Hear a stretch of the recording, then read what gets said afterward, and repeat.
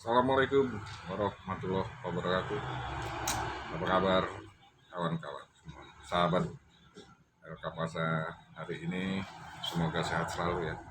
Semoga kita terus diberikan kesehatan rezeki oleh Allah semua. Amin ya rabbal alamin. Semangat selalu para content creator.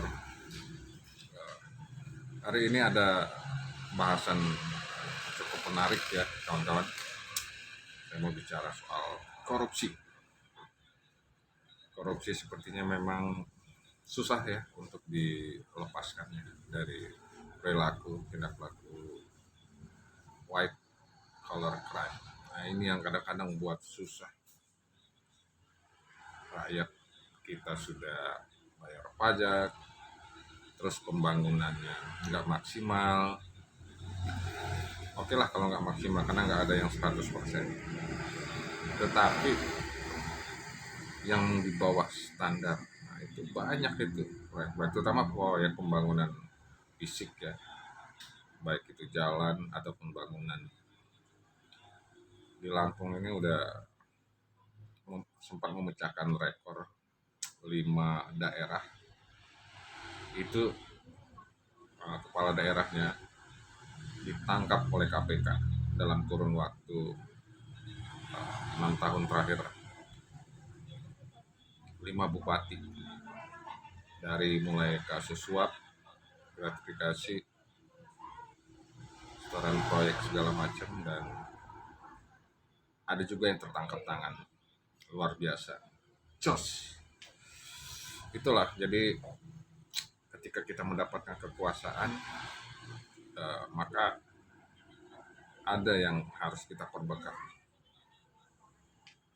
Ya, jadi memang bukan omong kosong kalau mau nyalon jadi kepala daerah itu diduga ya. Ini tulus and cheese, harus ada itu. Ya minimal dia keluar untuk banner gitu ya. Untuk promosi, sampai dia harus vandalisme. Vandalisme itu buat banner mengotori taman-taman, pohon-pohon, ataupun titik-titik tertentu yang dianggap strategis. Nah ini ada perkembangan terbaru kalau bicara soal korupsi ya. Jadi Kejaksaan Tinggi Lampung itu sekarang dalam posisi meminta agar Kejaksaan Negeri Waikanan itu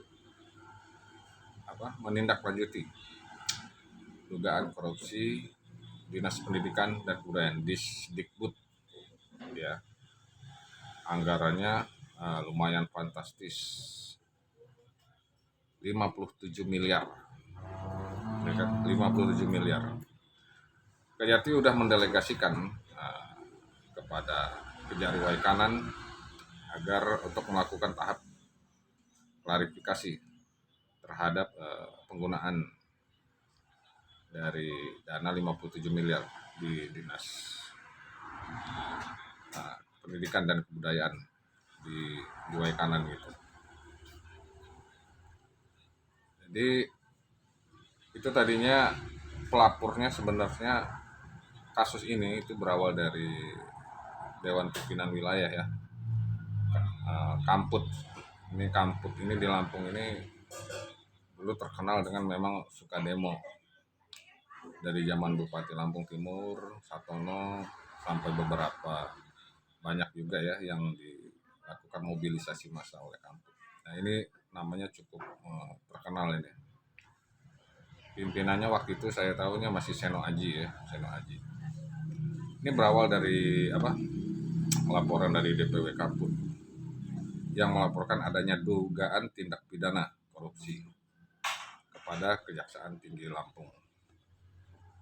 Dan Kejati memang sudah meneruskan kasus itu, laporan dari Kampung itu ke kejaksaan setempat, terutama di Kejari Waikanan ya, agar ditindaklanjuti.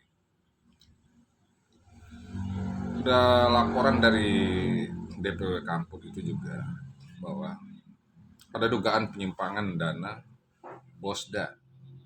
Dana Bosda ini selalu saja bermasalah ya. dana-dana bos ini di beberapa daerah, mungkin bukan hanya di Lampung, ada di beberapa daerah dan provinsi lainnya. Ada rata-rata memang banyak penyimpangan karena godaan tadi ya, godaan apa, fulus atau duit itu tadi, itu dananya anggarannya 57 miliar. Jadi hasil penelusuran dari tim kampus itu dan advokasi lembaga, bahwa diperoleh data dan informasi bahwa Dinas Pendidikan dan Kebudayaan tidak menetapkan rekening bos melalui keputusan kepala daerah atau bupati. Jadi ini perlu digarisbawahi bahwa Dinas Pendidikan dan Kebudayaan Wakanan tidak menetapkan rekening. Nah itu kemana? Jadi kalau rekeningnya nggak ini, itu kan yang akan ditransfer ke kepala sekolah. Ini ternyata tidak dilakukan, ya kan? Data lainnya juga menunjukkan bahwa sekolah negeri di Kabupaten Waikanan ini menerima dana BOS baik SD sampai dengan tingkat sekolah menengah pertama, ya kan? Itu totalnya sebanyak 361 sekolah yang terdiri dari 298 sekolah dasar atau SD dan 63 sekolah menengah pertama SMP. Jadi masing-masing sekolah itu memang diharuskan membuka rekening bank dalam bentuk tabungan, gunanya untuk menampung dana BOS.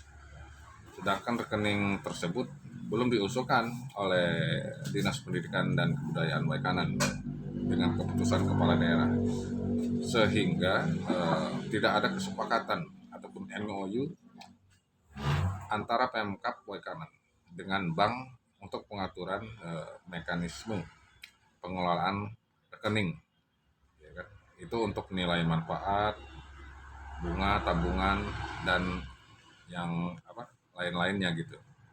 Sehingga atas pengelolaan dana BOS tersebut diduga telah terjadi kolusi, korupsi, dan nepotisme. Aduh.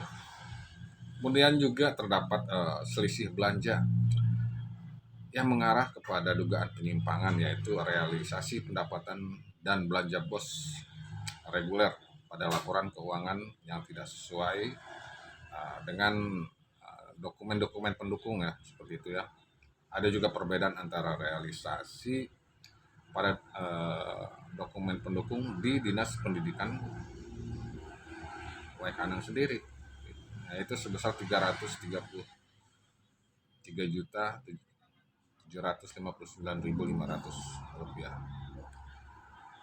Dan Seno Aji pun selaku pimpinan kampus memang mengatakan bahwa ada modus dugaan KKN terhadap belanja BOS reguler dan BOSDA, yaitu dengan adanya belanja BOS yang pajaknya belum disetor ke rekening kas negara, ya kan? Ini belum disetor dan udah melewati batas maksimal 7 hari ya, batas maksimalnya itu setelah tanggal pembayaran kepada pengusaha yang kena pajak pemerintah.